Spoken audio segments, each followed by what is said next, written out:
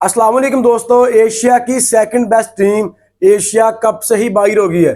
मतलब टॉप 4 में भी अब उनका नाम नहीं है, तो वो कैसे सेकंड बेस्ट टीम हो सकती है। हालांकि जब एशिया कप स्टार्ट नहीं हुआ था, एक ही बहस चल रही थी 3 मुल्कों में कि एशिया की सेकंड बेस्ट टीम कौन सी है। अफगानिस्तान ये बोल रहा था कि हम सेकंड बेस्ट है। हालांकि वो पाकिस्तान से मैच हारे, तब भी राशिद खान ने यही बोला था कि एक मैच हारने का मकसद ये नहीं है कि हम सेकंड बेस्ट टीम नहीं है, हम एशिया की सेकंड बेस्ट टीम ही है, चाहे हम पाकिस्तान से हार भी जाएं। और पाकिस्तान जीतने के बाद ये बोल रहा था कि हमने अफगानिस्तान को हराया जो एशिया की सेकंड बेस्ट टीम है, तो हम एशिया की सेकंड बेस्ट हैं। लेकिन तीसरा मुल्क इंडिया वो खामखा इस बहस में आया और उसने डिसाइड किया कि एशिया की सेकंड बेस्ट टीम अफगानिस्तान है। बल्कि उनके मुताबिक तो अफगानिस्तान सेकंड बेस्ट नहीं बल्कि 1.2 बेस्ट है।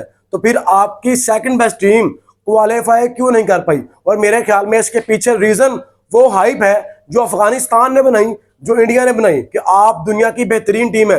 आप तब तक दुनिया की बेहतरीन टीम नहीं बन सकते जब तक आप तीनों फॉर्मेट में अच्छा खेल पेश नहीं करते। अगर आप सिर्फ T20 में अच्छा खेल रहे हैं, इट डजंट मीन कि आप एशिया की सेकंड बेस्ट टीम है या आप अच्छी क्रिकेट खेल रहे हैं। जब तक आप वनडे में अच्छा परफॉर्म नहीं करते, जब तक आप टेस्ट में अच्छा परफॉर्म नहीं करते, आप अच्छी टीम नहीं बन सकते। खैर, अब मैच की बात करते हैं। जिस टीम का कोई नाम नहीं ले रहा था, जो एशिया कप से पहले जिम्बाब्वे से मैच हार के आ रही थी और सब उसको अंडर एस्टिमेट कर रहे थे, श्रीलंका ने साबित किया कि वो एशिया की सेकंड बेस्ट टीम है। पाकिस्तान का तो नंबर 3 में नाम नहीं आता भाईजान, सॉरी टू से, लेकिन पाकिस्तान नंबर 4 पर है क्योंकि जो क्रिकेट हम खेल रहे हैं वो बहुत ही फजूल क्रिकेट है। और इंडिया के बाद, मतलब इंडिया ने इस एशिया कप में तीनों मैच जीते हैं, उसके बाद श्रीलंका अनबीटन है। तीनों मैच खेली और तीनों मैच जीती है, एक भी मैच हारी नहीं है। तो श्रीलंका ने प्रूव किया कि वो एशिया की सेकंड बेस्ट टीम है। और इस मैच में पाकिस्तान टीम के बैटर्स के लिए एक बहुत बड़ा मैसेज है। अगर उन्होंने ये मैच देखा हो तो एक क्लियर मैसेज है कि भाईजान, अगर आपने 170 रन चेज करने हैं तो इसका मतलब ये नहीं है कि आप मार मार कर बॉल का खून निकाल दें या बॉल डैमेज कर दें। आज जब श्रीलंका ने यह टारगेट चेज किया है, सिर्फ एक बल्लेबाज था जिसका स्ट्राइक रेट 200 का था और उसने सिर्फ 26 रन किए थे। बाकी जितने भी बल्लेबाज थे, किसी का भी स्ट्राइक रेट 150 से ऊपर का नहीं था। पर जो आप चूरन बेच रहे हैं ना कि हमने मॉडर्न डे क्रिकेट खेलनी है, हमने इंटेंट दिखाना है, तो आप इंटेंट दिखाने के चक्कर में 140 रन भी नहीं कर पा रहे। हर मैच में नीचे आके शाहीन शाह अफरीदी 30-40 रन कर रहा है और फिर जाके हम 130-40 रन कर रहे हैं। आपको श्रीलंका की बैटिंग देखकर यह सीखना है कि टारगेट चेस कैसे करते हैं। आपके बल्लेबाजों को क्रीज पर टाइम देना पड़ता है। जब तक आप क्रीज पर खड़े रहेंगे आप मैच में हैं, लेकिन जब आप आएंगे, छक्का लगाएंगे, अगली बार पर फिर छक्का लगाएंगे और कोशिश करेंगे कि एक ओवर में मैं 6 छक्के लगाऊं, तो आपसे ऐसा नहीं होगा और आपके रिजल्ट वैसे ही आएंगे जो पहले आ रहे हैं। तो मेरे ख्याल में पाकिस्तान को इस मैच से बहुत कुछ सीखने को मिला होगा। और जो एशिया की सेकंड बेस्ट अफगानिस्तान टीम थी, जिनकी इतनी अच्छी बॉलिंग थी, जो नचा रहे थे पाकिस्तान को भी, यूएई के भी, बाकी तमाम छोटी टीमों को भी, उनके खिलाफ कैसे तगड़ी बैटिंग की है ये भी आपको देखने को मिला। मतलब जिन बॉलर्स को रिस्पेक्ट देनी थी, जो अच्छे बॉलर्स हैं, उनको चार्ज नहीं किया गया। यह सबसे बड़ा एलिमेंट था इस मैच का, यह सबसे बड़ा चेंज था इस मैच का। उन्होंने हर बॉलर को चार्ज करने की कोशिश नहीं की। राशिद खान को 5 की इकोनॉमी से रन हुए, मोहम्मद नबी को 6.67 की इकोनॉमी से रन हुए, लेकिन बाकी तमाम बॉलर्स को 12 की इकोनॉमी से रन हुए। फजल हक फरूकी जो पाकिस्तान के अगेंस्ट अंडर 10 की इकोनॉमी से बॉलिंग करता है, पाकिस्तान की विकेट उड़ाता है, उसको विकेट भी नहीं मिली और 12 से ऊपर की इकोनॉमी से उसको रन हुए। मतलब 3 ओवर में 42 रन फजल हक फरूकी को लगे। उसके बाद मुजीबुर रहमान को 3.4 ओवर में ऑलमोस्ट 40 रन लगे हैं, उसकी भी इकोनॉमी 11 से ऊपर की थी। और नूर अहमद जो पाकिस्तानी बैटर से पकड़ा नहीं जा रहा था, उसको भी 3 ओवर में आई थिंक 39 रन हुए हैं 13 की इकोनॉमी से। तो भाईजान, ये भी वही बॉलर्स हैं, वही विकेटें हैं और खेल सामने श्रीलंका रही थी। उन्होंने एक चीज प्रूव की है। मैं बड़ा खुश हूं श्रीलंका की बैटिंग देखकर। उन्होंने ये नहीं कोशिश की कि हमने 170 चेज करना है, हमने हर बॉलर को चार्ज करना है। जो अच्छे बॉलर थे उनको रिस्पेक्ट दी और जहां पर लूज बॉल मिल रही थी वहां पर हिट करने की कोशिश की और अपनी विकेटें नहीं गंवाई। सबसे मेन फैक्टर होता है, आप जब तक आउट नहीं होते तब तक आप मैच में हैं। जब आप आएंगे, छक्का लगाएंगे, आपका स्ट्राइक रेट चाहे 200 प्लस की हो, लेकिन जब तक आप क्रीज पर नहीं ठहरते, जब तक आप लंबा नॉक नहीं खेलते आप मैच नहीं जीत सकते। तो पाकिस्तानी बैटर्स को श्रीलंका की बैटिंग से बहुत कुछ सीखना है। हालांकि अफगानिस्तान ने इस मैच में 170 का टारगेट बोर्ड पर लगाया था और एशिया कप 2025 में पहली बार 170 का टारगेट चेज हुआ है। और आई थिंक अफगानिस्तान की बॉलिंग सबसे टफ बॉलिंग थी इन विकेटों पर, जहां स्पिनर्स को बहुत ज्यादा हेल्प मिलती है। दुनिया के बेहतरीन स्पिनर्स बॉलिंग कर रहे थे, लेकिन श्रीलंका ने 2 ओवर पहले टारगेट चेज कर दिया। अगर अफगानिस्तान की बैटिंग की बात करें तो मोहम्मद नबी वाहिद मर्द मुजाहिद था जिसका स्ट्राइक रेट 272 का था। आप फर्क चेक करें, श्रीलंका की टीम में सिर्फ एक बल्लेबाज था जिसका स्ट्राइक रेट 200 का था और उसने सिर्फ 26 रन किए थे। लेकिन जिस प्लेयर ने मैच जितवाया है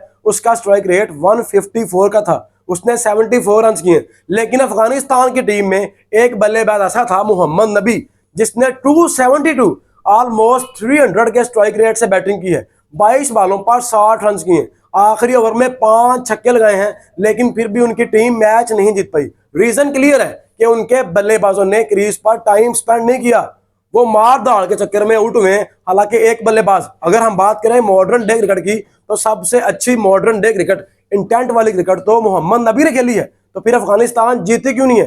तो भाईजान मॉडर्न डे क्रिकेट ये नहीं है कि आपका स्ट्राइक रेट 300 हो, आप मार मार कर गेंद की हालत खराब कर दें, आप गेंद घुमा दें, गेंद को बाउंड्री से बाहर फेंक दें, फिर आप मॉडर्न डे क्रिकेट खेल रहे हैं। अगर आप मैच जीत रहे हैं, नो मैटर व्हाट, आप मॉडर्न डे क्रिकेट खेल रहे हैं नहीं खेल रहे हैं उससे फर्क नहीं पड़ता, आप जीत रहे हैं, सबसे बड़ा फर्क ये होता है। और मोहम्मद नबी वाहिद मर्द मुजाहिद था जिसने अफगानिस्तान का टारगेट 170 तक पहुंचाया। वरना जो हालात अफगानिस्तान की टीम के थे, 140 रन इनफ नजर आ रहे थे कि शायद 140 रन भी ना हो। और जिस तरह आखिरी ओवर में मोहम्मद नबी ने वलैलगे को 5 छक्के लगाए हैं, हालांकि वो छठा छक्का भी लगाने के चक्कर में था लेकिन वो लगा नहीं, तो 169 का टारगेट बोर्ड पर लगाया और ये डिसेंट टोटल था। टोटल देखकर लग रहा था कि अभी तक एशिया कप में ये टोटल चेज नहीं हुआ तो शायद अफगानिस्तान की टीम जीत जाएगी। लेकिन हैट्स ऑफ टू श्रीलंका जिन्होंने शानदार बैटिंग की, मतलब वो पैनिक नहीं हुए, उन्होंने आते ही पैनिक बटन नहीं दबाया कि हमने मारदाड़ करनी है। उन्होंने क्रीज पर टाइम स्पेंड किया, विकेट रीड की, कंडीशन रीड की और जिन बॉलर्स को रिस्पेक्ट देना बनती थी दी, जिनको चार्ज वो कर सकते थे चार्ज किया। लेकिन पाकिस्तान का हाल ये होता है कि हम शेल में चले आते हैं। सिर्फ 4 खिलाड़ी आउट थे और 19वें ओवर में अभी 8-9 बॉल पड़ी थी, श्रीलंका ने टारगेट चेज किया और यह साबित किया कि इंडिया के बाद एशिया की सेकंड बेस्ट टीम श्रीलंका है। हाल चाहे वो जिम्बाब्वे से हार के हो, चाहे वो कहीं पर भी हार के हो, लेकिन जब भी बड़ा टूर्नामेंट आता है वो अच्छा परफॉर्म करते हैं और टीम वही होती है। चाहे आप बायलैटरल सीरीज में यूएसए से आ जाए, आयरलैंड से आ जाए, जिम्बाब्वे से आ जाए, वो फर्क नहीं पड़ता। आप बड़े टूर्नामेंट में कैसे खेल रहे हैं ये फर्क पड़ता है। आप इमेजिन करें कि एक टीम एशिया कप से पहले जिम्बाब्वे से हार के आ रही है, कोई उसका नाम नहीं ले रहा, सब उसको अंडर एस्टिमेट कर रहे थे। और एशिया कप में जैसे ही वो आए हैं उन्होंने 3 मैच खेले हैं, तीनों मैच जीते हैं। और अफगानिस्तान के अगेंस्ट तो श्रीलंका की फुल स्ट्रेंथ टीम नहीं खेल रही थी, इसीलिए वलैलगे को आखिरी ओवर करना पड़ा जिसमें उसको 32-35 रन लगे हैं।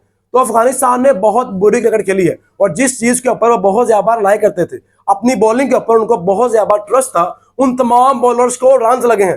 राशिद और नबी के अलावा तमाम बॉलर्स को श्रीलंका ने चार्ज किया और आसानी से मैच जीता है। तो मेरा मैसेज पाकिस्तान टीम को यही है, पाकिस्तानी फैंस को भी यही है कि मॉडर्न डे क्रिकेट ये है जो श्रीलंका ने आपको खेल कर दिखाई है। और आपकी टीम में ऐसे बल्लेबाज होने चाहिए जो लंबा नॉक खेल सकते हो, जो क्रीज पर टाइम स्पेंड कर सकते हो। अगर आप 170 का टारगेट 19वें ओवर में चेस कर रहे हैं और आपका सिर्फ एक बल्लेबाज 200 के स्ट्राइक रेट से बैटिंग कर रहा है, बाकी जितने भी बल्लेबाज खेले हैं, जितने भी बल्लेबाजों ने तगड़े रन किए, मतलब कुशाल मेंडिस ने 74 किए, कुशाल मेंडिस ने 28 किए और दोनों का स्ट्राइक रेट, इन दोनों प्लेयर्स ने मिलकर 100 रन किए, लेकिन दोनों का स्ट्राइक रेट 150 से कम का था। तो एक चीज क्लियर है कि अगर आपने मैच जीतने हैं तो आपको क्रीज पर टाइम स्पेंड करना होगा, आपको लंबी बैटिंग करनी होगी, आपको अपनी टीम को सहारा देना होगा और आपके 1 से 2 बल्लेबाज ऐसे लाजमी होने चाहिए जो कंडीशंस को रिस्पेक्ट दे सकें। अगर आप आते ही मार दाड़ करेंगे तो फिर आप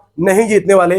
ये आपको इस मैच से क्लियर मैसेज मिल गया है। तो आपको भी लंबे नॉक खेलने हैं, आपको भी क्रीज पर टाइम स्पेंड करना है, फिर ही आप इंडिया को हरा सकते हैं, फिर ही आप श्रीलंका को हरा सकते हैं, फिर ही आप दुनिया की किसी भी टीम को हरा सकते हैं। तो मेरा मैसेज यही है कि भाईजान कंडीशंस को रिस्पेक्ट दें, जो बॉलर अच्छा है उसको रिस्पेक्ट दें। लेकिन हमारे यहाँ होता ही है कि अगर हमने राशिद खान को एक छक्का मार लिया है तो हमने सोचना कि एक मैंने मार लिया है, 3 अभी और मारने, अगर एक लग गया है तो 3-4 बॉलों पर रिस्पेक्ट दो। वो दुनिया का सबसे बेहतरीन बॉलर है और श्रीलंका ने भी ऐसा ही किया है। जो बुरी बॉल मिल रही थी उसको हिट कर रहे थे, जो बुरा बॉलर आ रहा था उसको हिट कर रहे थे। बाय द वे ये वही बॉलर्स हैं जिन्होंने पाकिस्तानी बल्लेबाजों को नचाया हुआ था।